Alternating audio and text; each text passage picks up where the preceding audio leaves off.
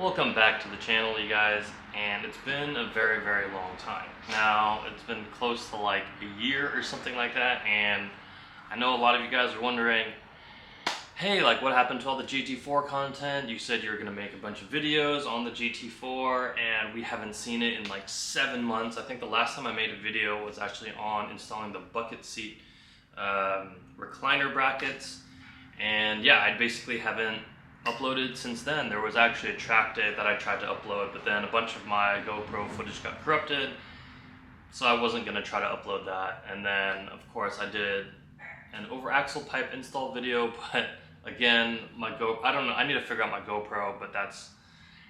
Anyways, where's the GT4? Like, this is obviously not a GT4 behind me. We'll talk about this in a second. But where's the GT4? What happened to it? Where's all the content, you might be wondering? For those of you who are still watching the channel, and for those of you who are, thank you very much. I really appreciate all the support. Hopefully we can get a little bit more content out in the next year in 2024. But yeah, let me just kind of explain to you guys what's been going on. Now, the GT4, unfortunately, is no longer in the garage. We got rid of it. And not by choice. It's not something that I wanted to do. The GT4 ended up being a lemon, and we'll just kind of go into that a little bit. So, long story short, I basically turned the car back into Porsche. They bought the car back. They gave me all the money that I ever spent on it. They gave me a little bit of money for things like PPF and whatnot. Of course, I didn't get all my money back there, but that's okay.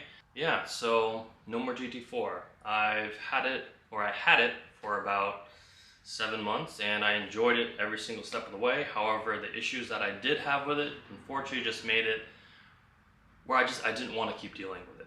So what exactly happened? I didn't tell you guys this, but before I picked up the car, this is before I even had the car, I did the Porsche driving experience, as you guys well know. However, 3 days before that happened, they actually had emailed me and said, hey, there is an AC issue with the car, don't worry about it. Porsche Fremont, which is the dealership closest to me, is aware. It should be fixed with a software update. We just can't seem to do it at the Porsche experience. I said, sure, no big deal, whatever, right? You know, it's just the AC, I can live without it for a little bit. We were approaching winter time, and I didn't need AC. So took delivery of the car, and then about 2 weeks later, we're driving home after picking the car up from PPF, and I get a check engine light. So I'm like, oh, that's not good, but it's probably related to the AC. I might as well just get this over with, get it done with. Bring the car over to the dealership, and they say, oh yeah, your AC is definitely not working, let's get this fixed, but we also noticed a fault in your radiator fans. And I was like, all right, sure, why not? Let's get those both fixed. They do a software update, they say, hey, everything's good. I pick up the car, I think like a week later on Friday. I go to take the car a test drive around the block just to make sure everything's working, and the car, you know, has an auto start stop. I'm at a stop, I'm at a red light, making sure everything works. Car stops like normal. I lift the brake, which is, you know, because the GT4 is PDK, and you know, usually that starts the car up again, and the car just doesn't start up. And all of a sudden I get all these warning lights and flashing warning lights on the car, and it's bad. And so I actually somehow managed to turn the car off, like put it back in the park, do it all. Luckily no one was behind me, and I get the car back on, and I drive it back to the dealership and I say, hey, like what's going on? Take the car back in, they look at it right away, they run more software updates like while I'm there. Then they claim, hey, it's all done, you should be good. I was like, all right, fine. A month later, I get another check engine. Like, man, what is going on? So I bring it back to the dealership. They're like, yeah, your AC stopped working again, and your radiator fan is still having an issue. So they take the car in, and this time I don't have the car for about 2 weeks. And they basically replace everything in the AC, right? They do the compressor, they do the entire AC unit. They basically pull the car apart, do everything about that.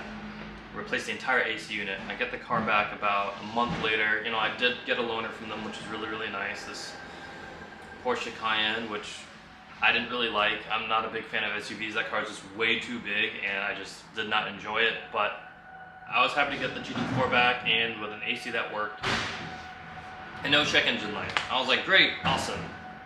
Everything seems to be fixed. Everything seems to be fixed.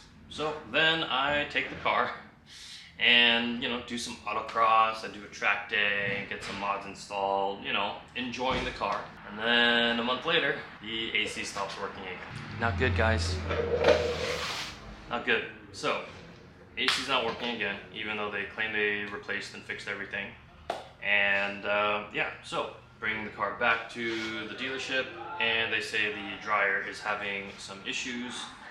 Okay, I apologize for the change in scenery. I had to close the garage door. It's getting really noisy outside, and I needed to be able to make sure that I'm clear. So yeah, so replace the dryer. AC seems to be working, and great. So now I get the car back again, do some more stuff with it, have some more fun with it, and you know, by this time, you know, it's probably around July by this time. You know, the car's been basically in the shop. The car's basically been in the shop about once a month for the past 5 or 6 months, you know, and it's getting to the point where I'm just kind of like, you know what? If one more thing happens with this car, I'm probably going to do a lemon law, because it's just, there's just too many things. Everyone keeps telling me that Porsche is reliable, and I'm just not having that experience, which really sucks, because this was literally my dream car. Like, I had achieved my dream car. Yeah, and I was having all these issues with it. And then August rolls around, and I go to, you know, I go away for vacation, right? I had a family reunion, and that was fun. And I come back after about a week, little under a week, turn on the car to go to work, and check engine light. I'm like, man, like this is just frustrating, right? Bring the car to the dealership, and they tell me that there's a misfire in cylinder 6, right? So not AC related, because the AC was working, not radiator fan related, even though that apparently was still, it's an issue that apparently Porsche was aware of, and there would be a fix eventually for it. And for me, that was actually okay. If that was the fault, then I actually would have just been like, fine, you know what? Porsche says there's a fix coming, I'll just deal with it, just clear the code, whatever. But cylinder misfire, like come on, this engine, this car doesn't even have 5,000 miles on it, and I'm getting a cylinder misfire. And like at this point, it's just frustrating. So they fix it, right? They do what they need to fix it, and I get the car back. But at this point, I'm like, what else can go wrong, right? And so I start the lemon law process with Porsche. I start the buyback process with Porsche. And luckily, they're very cooperative, very nice about it. They worked with me throughout the entire process. The entire process took honestly like 2 months, which was kind of annoying, because I mean, I did get to drive the car, but at the same time, it was one of those things where like, because I was going to be giving the car back, I also didn't want to drive it as much, because if I damaged it or if I got into an accident with it, then like that's money out of my pocket, even though they're buying it back. So that I didn't want to deal with it, so I ended up not really driving the car that much. I ended up driving my girlfriend's, or sorry, I ended up driving my wife's mom's car quite a bit, and my wife even lent me her car, so I drove that a bit. And yeah, 2 months later, the car is gone, and it's end of November, and I'm looking for a new car. And I end up getting this car.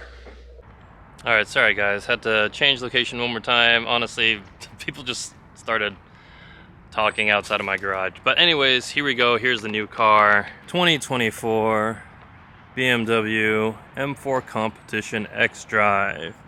Now you might be thinking, oh, this is that new Isle of Man green, and you'd be wrong. This is actually an individual BMW color. This is in the Boston green metallic. I do apologize, you guys, the car is very dirty. It's been raining for the past week, and so the car is just absolutely filthy. But yeah, this is the new car. Now, is it as good as the GT4? No, it's not. The GT4, in my opinion, is a superior driver's car. The M4 is great though. It's a good daily driver. It's fast, it's powerful, it's got the all-wheel drive, it's very comfortable. I do enjoy driving it, but it is a very different car from the GT4. Let's go ahead and take a look on the inside.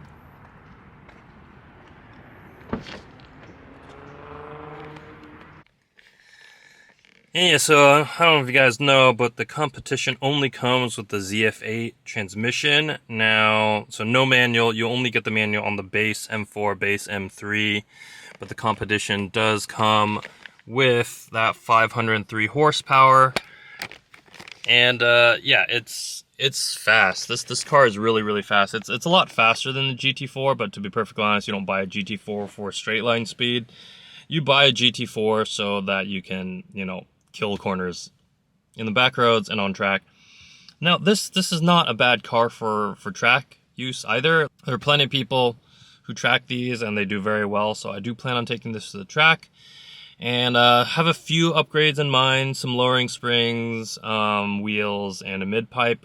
Other than that, I'm not really thinking about going too hard. This is not an endgame car for me. This is another transitional car. I'm currently saving up for a GT3. That's the goal, right? So I'm hoping to get a GT3 in like the next 4 or 5 years, give or take. There's some other stuff I need to save up for, like another house. So doing all that first, doing the important stuff first, so the wife doesn't get mad. but yeah, eventually a GT3 will be in the works, either used or brand new. I'm hoping brand new.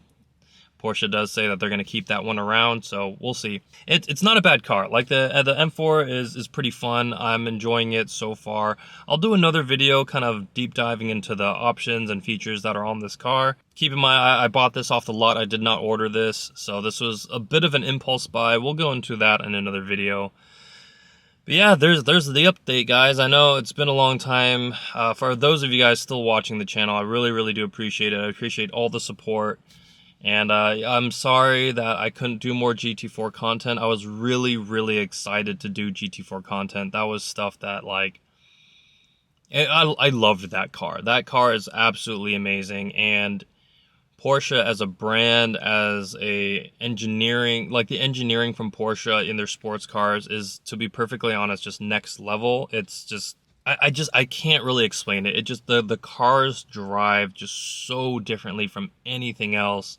You know, while the M4 does have adaptive suspension and all that stuff, it's the GT4 was more compliant over normal roads, which is really weird to say, considering that the M4 is based on a luxury platform, right? The 4 Series based on the 3 Series. And yeah, it's just, it's weird. Like, Porsche just know how to do things right. And even after the GT4 was a lemon, I'm completely sold on the Porsche brand, right? So I will be back in a Porsche, whether it's a used or a new one. I'm really hoping new, but have to pay markup and do all the dance and all that stuff. But yeah, so that's the update. It's a sad one. But silver lining, I got a really cool car in the process.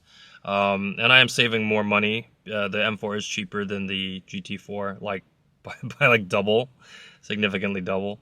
So saving a lot of money there. So I get to drive around in something that's really cool, really nice, and I think the green just kind of really makes this car. But we'll talk about that on another video. So yeah, guys, thanks for watching. Thanks for keeping up with the channel, and I'll see you guys on the next one.